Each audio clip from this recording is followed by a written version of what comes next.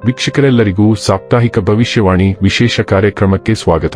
ಸ್ನೇಹಿತರೆ, ಡಿಸೆಂಬರ್ 2 ರಿಂದ ಡಿಸೆಂಬರ್ 8 ರವರೆಗಿನ ಸಿಂಹ ರಾಶಿಯವರ ಭವಿಷ್ಯವನ್ನು ತಿಳಿದುಕೊಳ್ಳೋಣ.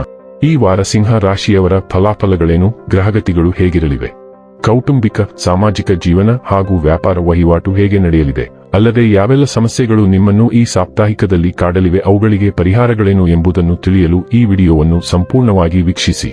ವಿಡಿಯೋ ಪ್ರಾರಂಭಿಸೋದಕ್ಕೂ ಮುನ್ನ ನೀವಿನ್ನೂ ನಮ್ಮ ಚಾನೆಲ್ ಸಬ್ಸ್ಕ್ರೈಬ್ ಮಾಡದೇ ಇದ್ದರೆ ಕೂಡಲೇ ನಮ್ಮ ಚಾನೆಲ್ ಸಬ್ಸ್ಕ್ರೈಬ್ ಮಾಡಿ. ಹೆಚ್ಚಿನ ವಿಡಿಯೋ ಅಪ್ಡೇಟ್ಗಾಗಿ ಪಕ್ಕದ ಬೆಲ್ ಐಕಾನ್ ಬಟನ್ ಕ್ಲಿಕ್ ಮಾಡಿ.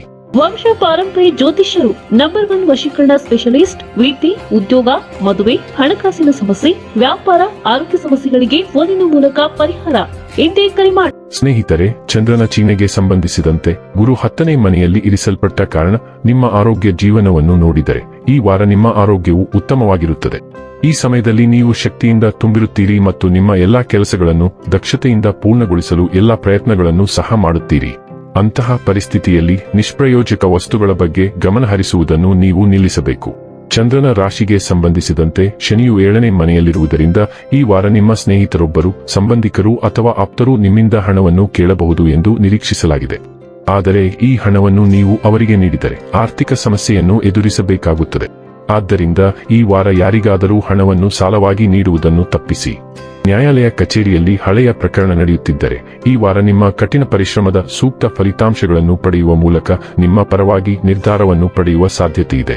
ಈ ಸಂದರ್ಭದಲ್ಲಿ ತಡೆರಹಿತವಾಗಿ ಪ್ರಯತ್ನಿಸುತ್ತೀರಿ ಮತ್ತು ಸರಿಯಾದ ಅವಧಿಗಾಗಿ ಕಾಯಿರಿ. ಹಿಂದಿನ ಯಾವುದೇ ಕೆಲಸವನ್ನು ಪೂರ್ಣಗೊಳಿಸಲು ನೀವು ಯಾವುದೇ ಅಡೆತಡೆಗಳನ್ನು ಎದುರಿಸುತ್ತಿದ್ದರೆ ಈ ವಾರ ನೀವು ಅದನ್ನು ಯಶಸ್ವಿಯಾಗಿ ಪೂರ್ಣಗೊಳಿಸಲು ಸಾಧ್ಯವಾಗುತ್ತದೆ. ಅದನ್ನು ನಿಮ್ಮ ತಿಳುವಳಿಕೆಯಿಂದ ಸುಲಭವಾಗಿ ತೆಗೆದುಹಾಕಬಹುದು. ಇದು ನಿಮ್ಮ ಅಧಿಕಾರಿಗಳ ಮೆಚ್ಚುಗೆಯನ್ನು ನೀಡುವುದಲ್ಲದೆ ಇತರರಲ್ಲಿ ಉತ್ತಮ ಉದಾಹರಣೆ ನೀಡುವ ಮೂಲಕ ನೀವು ಅವರನ್ನು ಮೆಚ್ಚಿಸಲು ಸಹ ಸಾಧ್ಯವಾಗುತ್ತದೆ. ಇಲ್ಲಿಯವರೆಗೆ ತಮ್ಮ ಪರೀಕ್ಷೆಯ ಬಗ್ಗೆ ತುಂಬಾ ಅಸಡ್ಡೆ ತೋರಿಸಿದ ವಿದ್ಯಾರ್ಥಿಗಳಿಗೆ ಈ ವಾರ ಯಾವುದೇ ಪರೀಕ್ಷೆಗಿಂತ ಕಡಿಮೆಯಾಗುವುದಿಲ್ಲ, ಏಕೆಂದರೆ ಈ ಸಮಯದಲ್ಲಿ ಪರೀಕ್ಷೆಯ ಒತ್ತಡದ ಜೊತೆಗೆ ಭವಿಷ್ಯಕ್ಕಾಗಿ ನೀವು ಇಲ್ಲಿಯವರೆಗೆ ತಪ್ಪಿಸುತ್ತಿದ್ದ ನಿಮ್ಮ ಎಲ್ಲಾ ಪಾಠಗಳನ್ನು ಓದುವ ಒತ್ತಡವೂ ನಿಮಗೆ ಇರುತ್ತದೆ. ಆದಾಗ್ಯೂ ಇತರ ವಿದ್ಯಾರ್ಥಿಗಳಿಗೆ ಈ ಸಮಯವು ಸಾಮಾನ್ಯವಾಗಲಿದೆ. 6ನೇ ಮನೆಯಲ್ಲಿ ಶುಕ್ರ, 4ನೇ ಮನೆಯಲ್ಲಿ ಬುಧ, ಸೂರ್ಯ 10ರಲ್ಲಿ ಗುರು, 7ರಲ್ಲಿ ಶನಿ. ಯಾವ ಗ್ರಹಗಳು ಬಲ ಕೊಡುತ್ತಿಲ್ಲ. ಕೊಂಚ ಕಿರಿಕಿರಿಯ ದಿನಗಳು, ಉತ್ಸಾಹ ಇಲ್ಲದ ದಿನಗಳು, ಯಾವ ಕೆಲಸವೂ ಮುಂದೆ ಸಾಗದು. ಶ್ರಮ ಹೆಚ್ಚು, ಫಲ ಕಡಿಮೆ. ಹಣಕಾಸಿಗೆ ಒತ್ತಡ ಇರುತ್ತದೆ, ಕಾರ್ಯಭಾರ ಹೆಚ್ಚು. ಮನೆಯವರೊಡನೆಯೂ ಕೊಂಚ ಸಮಯ ಕಳೆಯಲಾರದಷ್ಟು ಕಾರ್ಯಭಾರ. ಸಹನೆ ಇರಲಿ.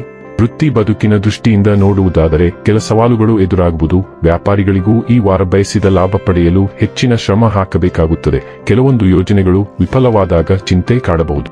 ಹಣದ ವಿಷಯದಲ್ಲಿ ಉತ್ತಮವಾಗಿದೆ. ಈ ಸಮಯದಲ್ಲಿ ಯಾರಿಗೂ ಸಾಲ ನೀಡದಿರುವುದು ಒಳ್ಳೆಯದು. ಸಂಬಂಧದಲ್ಲಿ ಈ ವಾರ ನಿಮಗೆ ಅನುಕೂಲಕರವಾಗಿದೆ. ನಿಮ್ಮ ಮನಸ್ಸಿನ ಭಾವನೆಗಳನ್ನು ಮುಕ್ತವಾಗಿ ಹಂಚಿಕೊಳ್ಳುವುದು ಒಳ್ಳೆಯದು. ಆರೋಗ್ಯ ಸಮಸ್ಯೆವಿದ್ದರೆ ಸುಧಾರಣೆ ಕಂಡ ಬರಲಿದೆ. 5ನೇ ಮನೆಯನ್ನು ಆಳುವದನು ರಾಶಿಯಲ್ಲಿ ಅಮಾವಾಸ್ಯೆ ಉದಯಿಸುವುದರಿಂದ ರಾಶಿಚಕ್ರದ ಸಿಂಹಗಳು ಈ ವಾರದಲ್ಲಿ ಹೆಚ್ಚು ಮೋಜು ಮತ್ತು ಮನರಂಜನೆಯನ್ನು ಕಂಡುಕೊಳ್ಳುತ್ತವೆ. ಸಂವಹನಕ್ಕಾಗಿ ಗ್ರಹವಾದ ಬುಧದಿಂದ ಈ ವಾರ ಸಣ್ಣ ಕೆಂಪು ಧ್ವಜವು ಅದರ ಹಿಮ್ಮೆಟ್ಟುವಿಕೆಯ ಮೂಲಕ ಏರುತ್ತಿದೆ. ಇದು ತಾಂತ್ರಿಕ ದೋಷಗಳು, ತಪ್ಪು ತಿಳುವಳಿಕೆ ಮತ್ತು ಟ್ರಾವೆಲ್ ಬ್ಲಾಕ್ಗಳನ್ನು ತರುತ್ತದೆ. ಆದ್ದರಿಂದ ಅದನ್ನು ಗಮನದಲ್ಲಿಟ್ಟುಕೊಂಡು ನೀವು ಈ ವಾರದಲ್ಲಿ ಹೊಸ ಸಂಬಂಧವನ್ನು ಪ್ರಾರಂಭಿಸುವ ಸಾಧ್ಯತೆಗಳಿರುವುದರಿಂದ ಹಳೆಯ ಸಂಬಂಧದ ನೆನಪುಗಳು ಪಾಪ್ ಇನ್ ಆಗುತ್ತವೆ. ಈ ಅಮಾವಾಸ್ಯೆಯು ಸೃಜನಶೀಲತೆ, ಪ್ರಣಯ ಮತ್ತು ಸ್ವಯಂ ಅಭಿವ್ಯಕ್ತಿಯಲ್ಲಿ ಹೊಸ ಆರಂಭವನ್ನು ನೀಡುತ್ತದೆ. ನಿಮ್ಮ ಕಲಾತ್ಮಕ ವೃತ್ತಿಯನ್ನು ಮುಂದುವರಿಸಲು ನೀವು ಯೋಜಿಸುತ್ತೀರಿ, ಆದ್ದರಿಂದ ನೀವು ಹವ್ಯಾಸಗಳನ್ನು ಅನ್ವೇಷಿಸಲು ಪ್ರಯತ್ನಿಸುತ್ತೀರಿ. ಅದು ಸಂತೋಷವನ್ನು ತರುತ್ತದೆ. ಈ ಸಾಗಣೆಯು ಯುವಜನರಿಗೆ ಮಾರ್ಗದರ್ಶಕರಾಗಿ ನಿಮ್ಮನ್ನು ಹೈಲೈಟ್ ಮಾಡುತ್ತದೆ ಮತ್ತು ನೀವು ಅವರನ್ನು ಪೋಷಿಸುತ್ತೀರಿ. ನಿಮ್ಮ ಚಿಹ್ನೆಯ ಮೂಲಕ ಮಂಗಳವು ತನ್ನ 3 ತಿಂಗಳ ಅವಧಿಯ ಹಿಮ್ಮೆಟ್ಟುವಿಕೆಯನ್ನು ಪ್ರಾರಂಭಿಸುತ್ತದೆ. ಆದ್ದರಿಂದ ಇದು ಖಂಡಿತವಾಗಿಯೂ ಕೆಂಪು ಧ್ವಜವಾಗಿದೆ. ಆದ್ದರಿಂದ ಈ ಹಂತದಲ್ಲಿ ನೀವು ಯಾವುದೇ ಹೊಸ ಹಂತಗಳನ್ನು ತಪ್ಪಿಸಿದರೆ ಒಳ್ಳೆಯದು. ನಿಮ್ಮ ಯೋಜನೆಗಳನ್ನು ಸಾಕಾರಗೊಳಿಸುವಲ್ಲಿ ನೀವು ಕೆಲವು ವಿಳಂಬಗಳನ್ನು ಕಾಣಬಹುದು. ಆದರೆ ವಿಭಿನ್ನ ಕೋನದಲ್ಲಿ ನಿಮ್ಮ ಗುರಿಗಳನ್ನು ಮರುಮೌಲ್ಯಮಾಪನ ಮಾಡಲು, ನಿಮ್ಮ ಆರೋಗ್ಯ ಯೋಜನೆಯನ್ನು ಪುನರ್ರಚಿಸಲು ಮತ್ತು ನಿಮ್ಮನ್ನು ಹೇಗೆ ಪ್ರಸ್ತುತಪಡಿಸಬೇಕು ಎಂದು ಮರುಚಿಂತನೆ ಮಾಡಲು ಈ ಸಾಗಣೆಯು ತುಂಬಾ ಒಳ್ಳೆಯದು. ನಿಮ್ಮ ದೇಹವನ್ನು ನೀವು ನಿರ್ಲಕ್ಷಿಸುತ್ತಿದ್ದರೆ ಇದು ವಿಶ್ರಾಂತಿ ಮತ್ತು ಮರುಮಾಪನ ಮಾಡುವ ಸಮಯ. ಹಳೆಯ ಆರೋಗ್ಯ ಸಮಸ್ಯೆಗಳು ಮತ್ತೆ ಕಾಣಿಸಿಕೊಳ್ಳಬಹುದು, ಆದ್ದರಿಂದ ನೀವು ಅವುಗಳನ್ನು ಸರಿಯಾಗಿ ಪರಿಹರಿಸಬೇಕು. ನಿಮ್ಮ ಹಳೆಯ ಸ್ನೇಹಿತರು, ಮರೆತುಹೋದ ಸಂಬಂಧಿಕರು ಅಥವಾ ನಿಮ್ಮ ಮಾಜಿ ವ್ಯಕ್ತಿಯನ್ನು ಸಹ ನೀವು ಭೇಟಿ ಮಾಡಬಹುದು. ಶುಕ್ರವು ಕೆಲವು ದಿನಗಳವರೆಗೆ ಮಕರ ರಾಶಿಯಲ್ಲಿರುತ್ತಾನೆ ಮತ್ತು ನಂತರ ಅದು ಕುಂಭದ ವಾಯು ಚಿಹ್ನೆಗೆ ಚಲಿಸುತ್ತದೆ. ಮೊದಲ ಕೆಲವು ದಿನಗಳವರೆಗೆ ನೀವು ನಿಮ್ಮ ಕೆಲಸದ ಸ್ಥಳದ ಮೇಲೆ ಕೇಂದ್ರೀಕರಿಸುತ್ತೀರಿ ಮತ್ತು ಅಲ್ಲಿ ಕೆಲವು ಸಮಸ್ಯೆಗಳನ್ನು ಪರಿಹರಿಸುತ್ತೀರಿ. ಈ ಸಾರಿಗೆಯು ಸಂದರ್ಶನಗಳು ಅಥವಾ ಕ್ರೀಡಾಕೂಟಗಳಂತಹ ಸ್ಪರ್ಧಾತ್ಮಕ ಘಟನೆಗಳನ್ನು ಸಹ ತರಬಹುದು. ಶುಕ್ರ ನಿಮ್ಮ ವೃತ್ತಿಪರ ಸಂಬಂಧಗಳ ಬಗ್ಗೆ ಸುಳಿವುಗಳನ್ನು ನೀಡಲು ಪ್ರಾರಂಭಿಸುತ್ತಾನೆ, ಆದ್ದರಿಂದ ನೀವು ಅವುಗಳ ಮೇಲೆ ಕೇಂದ್ರೀಕರಿಸಬೇಕಾಗುತ್ತದೆ. ಈ ವಾರದ ಹೆಚ್ಚಿನ ಸಾರಿಗೆಗಳು ನಿಮ್ಮ ಆರೋಗ್ಯ ಮತ್ತು ಸಂಬಂಧಗಳನ್ನು ತಿಳಿಸುತ್ತವೆ, ಆದ್ದರಿಂದ ನೀವು ಅವುಗಳ ಮೇಲೆ ಹೆಚ್ಚು ಗಮನಹರಿಸುತ್ತೀರಿ. ಇನ್ನು ಕೊನೆಯದಾಗಿ ಮಾಡಿಕೊಳ್ಳಬೇಕಾದ ಉಪಾಯಗಳ ಕುರಿತು ನೋಡುವುದಾದರೆ, ಪ್ರಾಚೀನ ಗ್ರಂಥವಾದ ಆದಿತ್ಯ ಹೃದಯಂ ಅನ್ನು ಪ್ರತಿದಿನ ಪಠಿಸಿ. ವೀಕ್ಷಕರೇ, ಇದಾಗಿತ್ತು ಸಿಂಹ ರಾಶಿಯ ಜಾತಕದವರ ಡಿಸೆಂಬರ್ 2 ರಿಂದ ಡಿಸೆಂಬರ್ 8 ರವರೆಗಿನ ಫಲದ ಮಾಹಿತಿ ಇಷ್ಟವಾದರೆ ವಿಡಿಯೋವನ್ನು ಲೈಕ್ ಮತ್ತು ಶೇರ್ ಮಾಡಿ.